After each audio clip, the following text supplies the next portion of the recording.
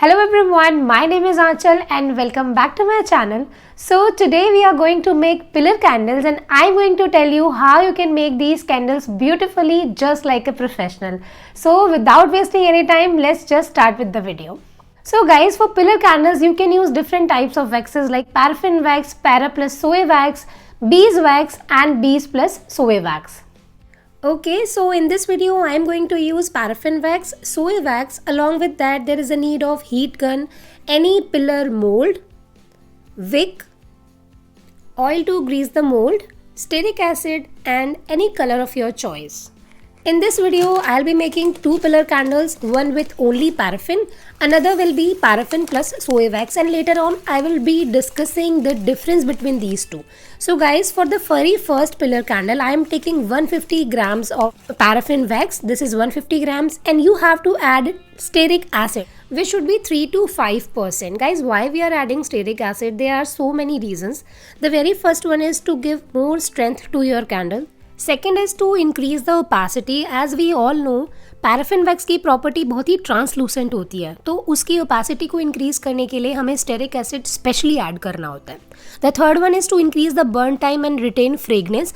अगर आप अपनी कैंडल में फ्रेगनेंस यूज़ करो तो उसको लॉन्ग टाइम के लिए रिटेन करने के लिए भी आपको स्टेरिक एसिड मस्ट होता है if we are dealing with paraffin wax. Okay, stearic acid और पैराफिन वैक्स को ऐड करने के बाद में आपको उसको मेल्ट करने के लिए छोड़ना है. At the same time you have to prepare your mould. This step is very important. आपको कोई सा भी ऑयल ले लेना है. I am taking coconut oil right now. You have to grease your mould properly so that at the time of demoulding आपका जो candle है वो बहुत ही ईजिली डी मोल्ड हो जाए. Okay guys, for pillar candles I would suggest you to go with these types of polycarbonate molds, or you can go with aluminium mould rather using silicone mould, because उसमें D moulding का process थोड़ा difficult होता है. कई बार D mould के time पे आपकी जो कैंडल है वो ब्रेक भी हो जाती है और वो अपना शेप भी चेंज कर लेती है. Okay, next step is to prepare your wick according to your mould size. Guys, time management is very important. Wax के मेल्टिंग के ड्यूरेशन में ही आपको अपना मोल्ड और विक प्रिपेयर कर लेना होता है, बिकॉज आफ्टर मेल्टिंग ये बहुत जल्दी हार्ड होना भी स्टार्ट हो जाता है. So what I am doing here, I am adding colour of my choice. ठीक है, उसके बाद आपको इसको काफ़ी अच्छे से स्टिर करना है ताकि इसमें कोई भी लम्स वगैरह नहीं रहे. कलर बहुत अच्छे से इसके अंदर मिक्स हो जाना चाहिए. And then you have to check the temperature of your wax. The pouring temperature of paraffin wax should be between 55 to 65 degree Celsius. यहाँ पे मैं टेम्परेचर चेक करने के लिए इसको छोड़ रही हूँ. तब तक मुझे विक भी प्रिपेयर करना है. गाइज, मैं यहाँ पे विक रोल से मैंने विक यूज़ किया है. ठीक है, तो मुझे विक को प्रिपेयर करना भी बहुत ज़रूरी है. This is another important tip. Otherwise आपका जो कैंडल है वो बर्न अच्छे से नहीं होगा. Before pouring the wax into the mould guys, you have to prepare your mould. इस तरह से आपको हीट गन को यूज़ करना है. आपका वैक्स का टेम्परेचर डिफरेंट होता है, मोल्ड का टेम्परेचर डिफरेंट होता है, इस वजह से उतना फिनिश्ड लुक कैंडल में नहीं आता. So that is why this step is very important. Okay, after this you have to insert this wick into your mould.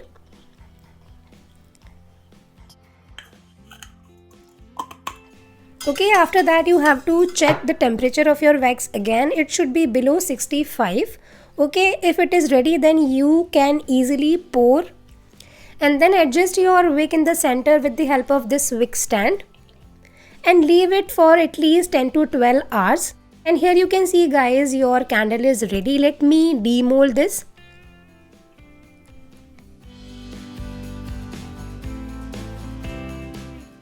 As you can see, demolding process is very easy with this polycarbonate mold. As हमने हमारे mould को बहुत अच्छे से prep किया था, काफ़ी अच्छे से हमने इसको ग्रीस किया था. Then properly cut your wick from both the sides. आपका 1/4 इंच से ऊपर विक नहीं होना चाहिए. And your pillar candle is absolutely ready. Here you can see the final look. Guys, second भी मैं बनाने वाली हूँ. इसमें मैं 50% soy wax and 50% paraffin wax use करने वाली हूँ. And just wait for the result कि पैरा प्लस सोए वैक्स के थ्रू जो हम कैंडल प्रिपेयर करेंगे उसमें और पैराफिन वैक्स के थ्रू जो हमने कैंडल प्रिपेयर किया उनमें क्या डिफरेंस है. Okay, in this candle there is no need of stearic acid because we are using 50% soy wax, 50% paraffin wax. And we are following the same method. We are preparing our mold and wick.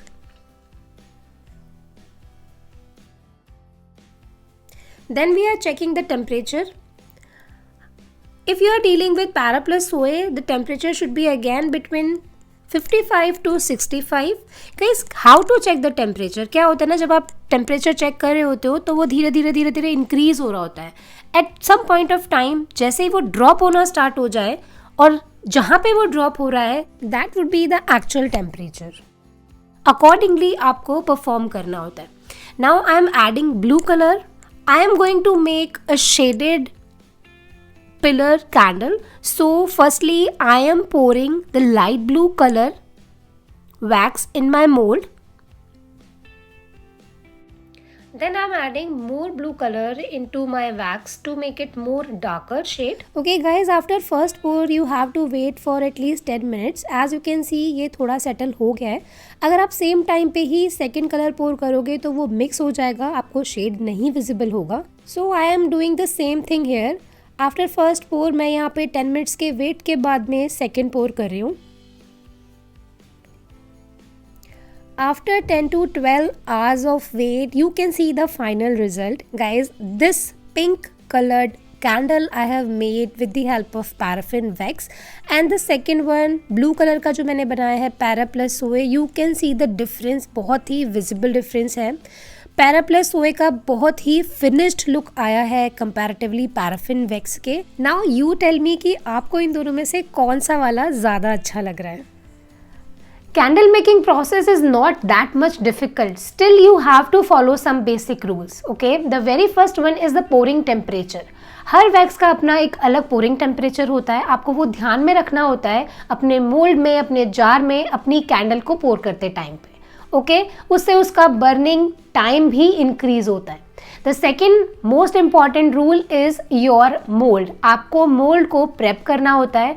Wax को पोर करने से पहले अपने mould को आपको heat gun से उसके temperature के अकॉर्डिंग सेट करना होता है. क्या होता है ना, हमारा जो वैक्स है उसका टेम्परेचर डिफरेंट होता है, हमारे मोल्ड का टेम्परेचर डिफरेंट होता है. इस वजह से जब आपका कैंडल बन के रेडी होता है ना, उसमें काफी सारे चैटर मार्क्स दिखते हैं. If you don't want these chatter marks on your candle, so please prepare your mould before pouring the wax. That is very important rule.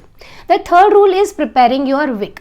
जो कई बार हमारे पास रेडीमेड विक्स होती है ना, वो हमारे मोल्ड के अकॉर्डिंग साइज हमको सूट नहीं करता, तो हम एक थ्रेड रोल की हेल्प से हमारा विक प्रिपेयर करते हैं. तो विक को हमारे मोल्ड में इंसर्ट करने से पहले आपको उसको वैक्स लगा के प्रॉपरली रेडी करना होता है, right. So that is again very important. Okay, so that's it for this video guys. I hope you enjoyed watching this video. I hope ये वीडियो आपके लिए हेल्पफुल रहा होगा. आपको पिलर कैंडल्स कैसे बनाना है उसके लिए काफ़ी सारे टिप्स भी मिल गए होंगे, क्या क्या चीज़ों का आपको ध्यान रखना है. Still you are facing any problem, any difficulty while making your candles, you can mention your problem in the comment section. I will definitely reply. I will meet you in my next video. Till then, bye bye, take care.